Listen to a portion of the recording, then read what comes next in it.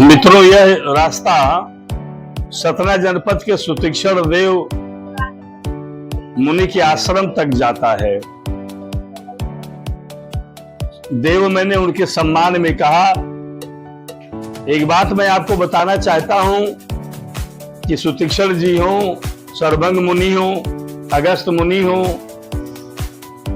या रास्ते पर पड़ने वाले जितने भी ऋषि और मुनि रहे हैं, वो इन दुर्गम रास्तों से हो करके जंगलों और पहाड़ों पर पूजा पाठ करने नहीं गए थे। मित्रों, भगवान को प्राप्त करने के लिए पूजा पाठ एक सांसारिक पद्धति है, लेकिन मैं आपको बताना चाहता हूं कि इन घनघोर जंगलों और पहाड़ों में बने आश्रमों में और गुफाओं में बैठ करके ऋषि मुनियों ने पूजा पाठ नहीं किया था, बल्कि तप किया था। वे वहां पर तपस्या करने गए थे। और इस रास्ते से आगे हो करके हम लोग एक ऐसे ही तपस्थली की ओर बढ़ते जा रहे हैं जो सुतीक्षण मुनि की तपोस्थली कही जाती है। यह अगस्त मुनि के शिष्य रहे हैं। भगवान श्री राम के महान भक्तों में इनका नाम आता है। मैं आपको बताना चाहता हूं कि भगवान को प्राप्त करने की पद्धति में पूजा पाठ, उपासना, गृहस्थ और घरेलू, सांसारिक और मंदिरों में जा करके पूजा पाठ करना, अगरबत्ती धूप बत्ती चढ़ाना, यज्ञ हवन आदि करना, ये साधारण पद्धतियां हैं। इनसे आपकी आत्मा को सुकून मिलता है। ये बहुत अच्छा काम है। यह बहुत ही महान कार्य है जिनके जरिए भगवान को अनुभव किया जा सकता है। लेकिन मित्रों, यदि भगवान को प्राप्त करना है तो आपको नाम जप और तपस्या का मार्ग ही अपनाना पड़ेगा। और यही नाम जप और यही तपस्या और इसी ध्यान के बल पर सुतीक्षण बाबा जैसे ऋषि और मुनियों ने भगवान की प्राप्ति की, और ऐसी प्राप्ति की कि उनको दर्शन देने के लिए भगवान को इन दुर्गम रास्तों और जंगलों से चलकर उनके आश्रमों तक जाना पड़ा।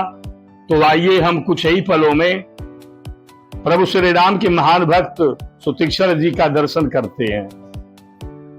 तो ये श्री राम जी का दरबार है, ये संतों का निवास है, ये सुतीक्षण जी का आश्रम है। और संतों के विषय में क्या कहना कि संत नदी हरि नाम जल, जहाँ पखारे अंग और काया निर्मल होते है संतन के सत। जय राम जय राम जय राम जय राम। मित्रों, ये चित्रकूट सतना का क्षेत्र है। और चित्रकूट से जिस तरह से जंगलों की शुरुआत हो जाती है, नदियों और पहाड़ों की शुरुआत हो जाती है, उस तरह से ऋषियों की संख्या में अभूतपूर्व वृद्धि हो जाती है। क्योंकि यहाँ पे घमासान जंगल है, जिन स्थानों पर कोई पहुँच नहीं सकता, उन्हीं स्थानों पर तो ऋषि मुनि रहते हैं। ऊंचे ऊंचे पहाड़ों पर, कठिनाइयों वाले स्थानों पर रहते हैं कि वहाँ पे कोई पहुँच न जाए। इसीलिए वो इन दुर्गम पहाड़ियों में जाकर के वास करते हैं और वहाँ पे भगवान का नाम जप करते हैं और उनकी उपासना और आराधना करते हैं। तो ये सर्वभंग मुनि के आश्रम के बाद यह भी भयानक जंगल का एक हिस्सा है। और ये हमारे प्रभु श्री राम के महान भक्त सुतीक्षण जी महाराज का आश्रम है। देखा है आपने? तो यहाँ की कहानी में आपको बताते हुए इतना खुश हो रहा हूँ कि चित्रकूट से लेकर के यदि आप जितना आगे बढ़ते जाएंगे, सब जगह ऋषियों मुनियों की भरमार मिलेगी। बड़े बड़े ऋषि मुनि मिलेंगे जिनका नाम आज भी चलता है। आपने अत्रि मुनि को देखा, आपने अनसुईया माता को देखा, आपने सर्वभंग मुनि जी को देखा, और आपने चित्रकूट में वाल्मीकि जी को देखा। और कितने लोगों का नाम गिनाऊं तो आते हैं। इस धरती के महान तपोस्थली का जिक्र करते हैं। कहते हैं कि सुतीक्षण महाराज जी अगस्त मुनि के शिष्य थे। और अगस्त मुनि का आश्रम पंचवटी में है, नासिक में। और सुतीक्षण जी उनके शिष्य थे। और जब उनकी दीक्षा पूरी हो गई तो सुतीक्षण जी महाराज ने अपने गुरु अगस्त से कहा कि हे गुरुदेव, हमको आदेश दीजिए कि हम आपको गुरु दक्षिणा में क्या दें। तो अगस्त मुनि के मूड में आ गया तो उन्होंने कहा कि देखो, सोने के लिए यह धरती काफी है और इतने भीषण जंगलों में ढेर सारे फल हैं जिनसे पेट भर जाता है, और पानी पीने के लिए यहाँ पे सहस्त्रों नदियां हैं जिनका रसपान करके, जिनका जलपान करके हम लोग तृप्त होते हैं। तो हमें क्या आवश्यकता है तुमसे कुछ लेने की? अगर दे सकते हो तो स्वयं भगवान से हमारी भेंट करा दो। सुन रहे हैं? ऐसी गुरुदक्षिणा किसी ने मांगी थी? भगवान अगस्त ने, कुछ ऋषि मुनि ऐसे रहे हैं जो कि जीते जी भगवान की संज्ञा पा गए हैं। जैसे अगस्त मुनि को भगवान श्री राम स्वयं भगवान कहते थे, वेदव्यास को स्वयं भगवान कहा जाता है।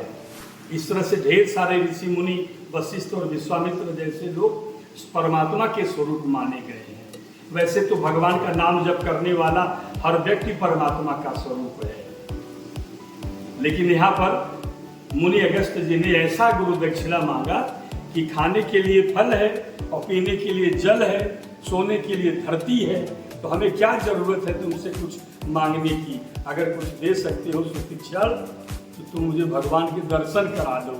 समझ रहे कितनी अनोखी बात। और सुतीक्षण जी ने क्या किया कि पंचवटी से इतने दूर आकर के यहीं पे इस भयंकर जंगल में उन्होंने आसन लगाया और भगवान श्री राम के ध्यान में मग्न हो गए।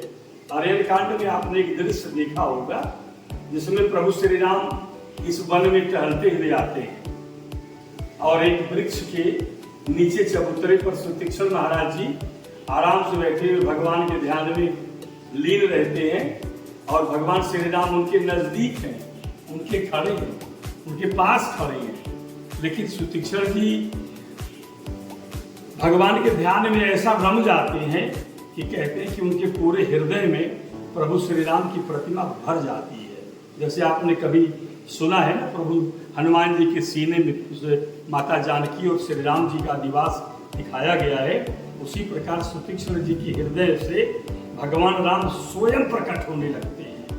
मतलब सुतीक्षण जी का रोया रोया भगवान राम की भक्ति में इतना लीन हो जाता है कि प्रभु श्री राम उनके हृदय के, उनके शरीर के रोए रोए में समा जाते हैं। और समझ लीजिए, एक प्रभु श्री राम सुतीक्षण महाराज जी के हृदय में समाये हुए हैं और दूसरे श्री राम बाहर खड़े हैं। और जब श्री राम ने देखा कि सुतीक्षण की तंद्रा नहीं टूटेगी, उनका ध्यान नहीं टूटेगा, तो उन्होंने उनके हृदय में व्याप्त अपने रूप को छिपा लिया, हटा लिया। और जैसे ही भगवान का रूप सुतीक्षण जी के हृदय से हटा, वैसे ही सुतीक्षण जी व्याकुल हो गए और उन्होंने अपने नेत्र खोल दिए। और जब उन्होंने नेत्र खोल कर देखा तो स्वयं भगवान श्री राम सामने खड़े थे। फिर भैया दोनों लोगों का मिलन हुआ और सुतीक्षण जी भगवान श्री राम को लेकर के पहुंचे अगस्त मुनि के आश्रम में। और वहाँ पे उन्होंने अपने गुरु की चरण वंदना करके उनसे कहा कि हे प्रभु, हे हमारे गुरुदेव, आपने कहा था ना कि यदि मुझे गुरु दक्षिणा में देना चाहते हो तो मुझे भगवान से मिला दो। तो लो, मैं जीते जी भगवान को ले आया हूँ, जिनकी इंतजारी मैं भी कर रहा था और जिनकी इंतजारी आप भी कर रहे थे। और कहते हैं कि अगस्त मुनि ने सुतीक्षण जी के द्वारा साक्षात नारायण को प्राप्त करके अपने को धन्य मान लिया। और श्री राम से तो वो मिले ही, उन्होंने उठ करके सुतीक्षण जी को गले लगा दिया। तो मित्रों, आज हम उसी पुनीत और महान तपोस्थली पर हैं। इसी स्थान पर सुतीक्षण जी तप किया करते थे भगवान राम जी की प्रतीक्षा में। और अब उसी तपोस्थली के ऊपर जो भी जिस तरह का भवन बना हुआ है उसका दर्शन करिए। आइए आते हैं भगवान के दर्शन करते हैं। वहीं से दिखा दीजिएगा, थोड़ा सुंदर आ जाएगा। ये देखिए प्रभु श्री राम, माता जानकी और ये भगवान लक्ष्मण जी, और ये नीचे देखिए सुतीक्षण महाराज जी हैं। ये सारे लोग बैठे हुए हैं। इन लोगों का दर्शन करके आप भी धन्य होइए और पुण्य लाभ प्राप्त करिए। तो बोलिए सियावर रामचंद्र की जय।